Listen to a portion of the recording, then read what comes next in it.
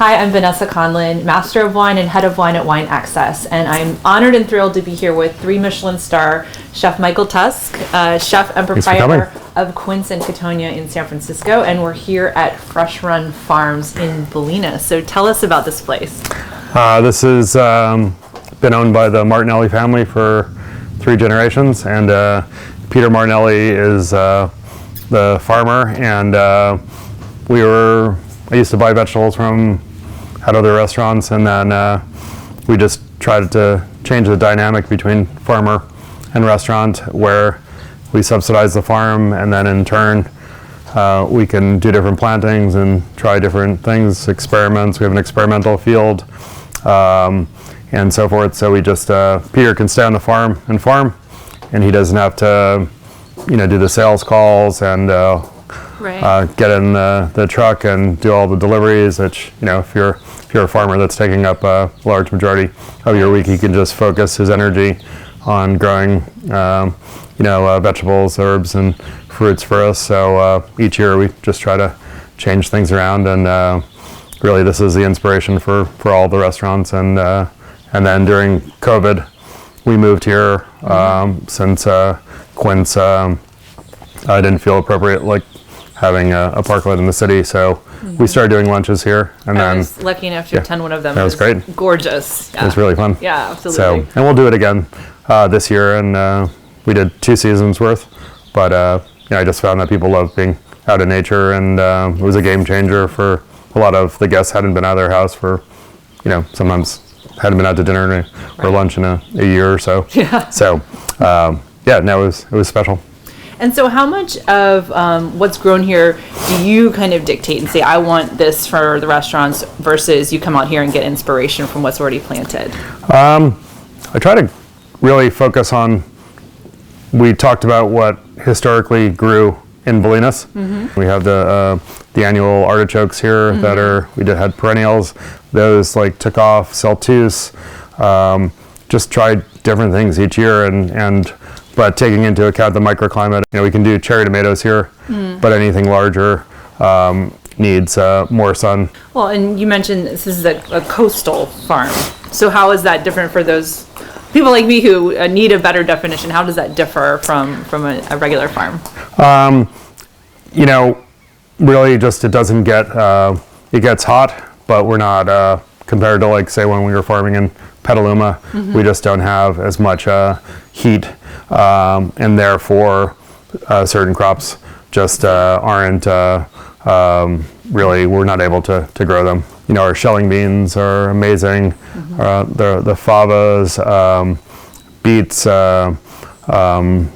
we do baby corn we experimented with, the greens do amazing. We have tons of wild nettles from the creek right here. Well, I'll never forget the dining here, and you took everyone on a tour through the gardens, and there were little stations set up in front of what was growing where you had done a pairing. It was one of the most special moments, just to actually be standing there seeing what you had grown and then taste it.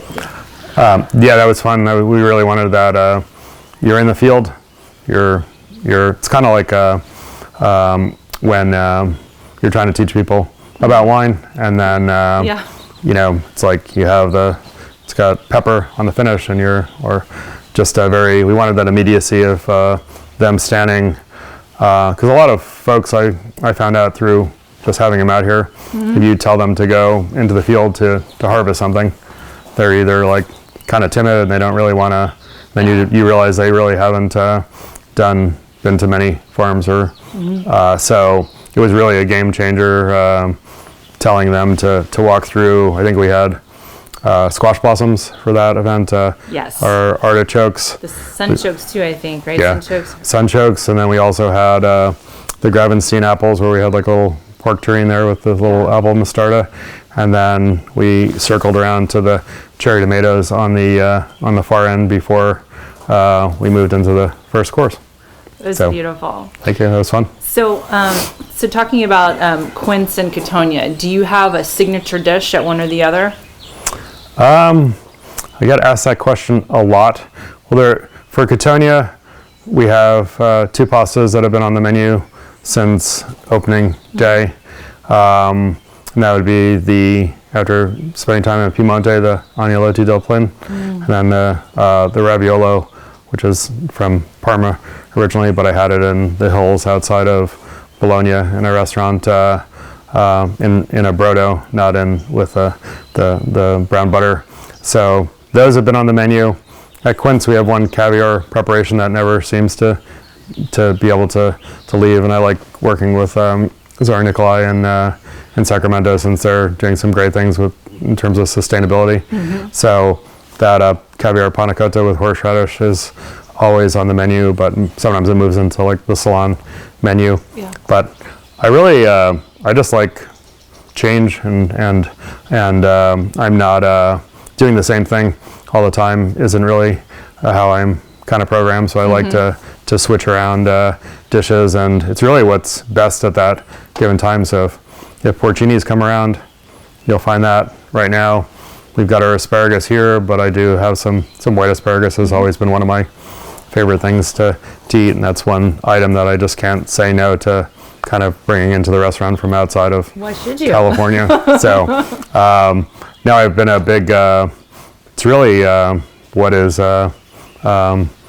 best at that moment is kind of, that's how I base all the menus on, is like I put a list together what I think is the best in, like, say, West Marin right now and this farm, and that's how we start writing the menu from there, and then things kind of come and go. And then, like, last week we changed the menu and put on a couple new dishes when we got our first asparagus, and then it's always kind of changing. Yeah. And what about at home? Do you enjoy cooking at home, or when you're not at the restaurant, is it all takeout? No, I still love cooking at home. Just trying to redo the kitchen as we speak, and change my stove and kind of redesign my home kitchen. So no, I think you, as a chef, you have to want to cook at home. I just don't cook very elaborate. I try to keep things, if I'm here, I'll pick some vegetables, come back with that. I don't try to have multi-course menus. Right. I really try to keep it menu. No, just pretty focused. I try not to use too many pots and pans and make too much of cleanup afterwards. It's a good policy. So. I have the same one. And what other sources of inspiration do you have? It's like music, or you mentioned travel, but where do you find your inspiration?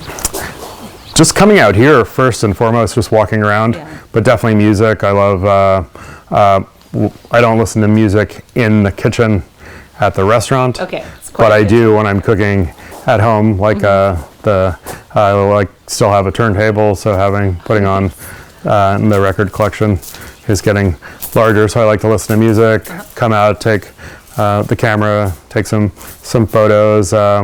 Just like art. I have an art history degree when I started cooking, so I like to kind of combine different elements of like, texture and color and just kind of meld. I always like to go back and look at history, whether it's food or art or music, and see how that can. You have to educate your staff and talk to them about like the nuances of just whatever time period you're in and why you're doing something. So I think being able to have to talk to whether it's the front of the house staff or the kitchen staff, just talking about food doesn't really do it. You have to give them something more to relate to that how the dish came about, or if you had something similar somewhere. I try not to act like you rarely kind of come up with something so unique that's yours. So if I come up with something and it was inspired by whether it was a dish, that was paired with a wine in my travels, I try to be upfront and say I had this there and this is how this came about. So. Well, and speaking of wine, so when you're, let's say, creating a dish, are you thinking about wine pairing at that time, or when does that come into the mix? I'm usually working on the dish first, and then, but I'll talk to the wine team, and if I've had a wine, say, in my travels, I'll take a photo of it and I'll immediately text it to somebody on the team and say, get this, or I just tasted this, do you know about this? And then hopefully by the time I arrive back from my travels, it's waiting for you. That it's there. And but it's kind of a give and take. I really I'll change a little bit of the dish if or the progression of the meal if the wine team asks me to do you mind doing this first, because I want to like our last menu was more fish and shellfish from like coastal California, so it had a lot more pairings with like champagne and white wine. Yep. And then they exactly. So they wanted to see if I could maybe tweak one course to get like another red wine in the pairing, because I think there was only one. So, and I made that happen. I kind of changed a garnish, and then we were able to, or tweaked a sauce, and then they were able to get another wine in. So this is the greenhouse here. Yep. So what's happening in here right now? We are getting, you can see everything's labeled. We're getting all, because of the drought, and like the end of last year, we left a part of this primary field fallow just because of the water issues. But we're getting ready to plant all of our onions here. We've got Jimmy Dardello peppers, padrones, shishitos. We've got somebody new that's working more on the greenhouse side of things, where last year, like we just took all the hard squashes, finished up with those. I think whatever we had extra, I think we gave to either a food bank or something. And then, but this was until a month or two ago, we had we stored all our squashes in here. And then now we're getting back to planting for the late, mainly the summer crops, and the spring items there's two other large fields. So we have 3 fields and about 20 some odd acres planted. So just getting things started in here. And then we also built this to have meals inside here. So we have like a little wine station over here, and then we could fit about 48 people in here. So we have actually a group coming from Singapore, from the Culinary Institute of America there. Some students that are coming on a visit at the end of this month. So it was designed for usage for plantings, and then but to also have a meal in here. It's a magical place to be here, just surrounded by these trees and this, open blue sky. So I would spend as much time here as I could. Yeah, no, it's a special spot, and it'll only get kind of prettier as the season kind of progresses.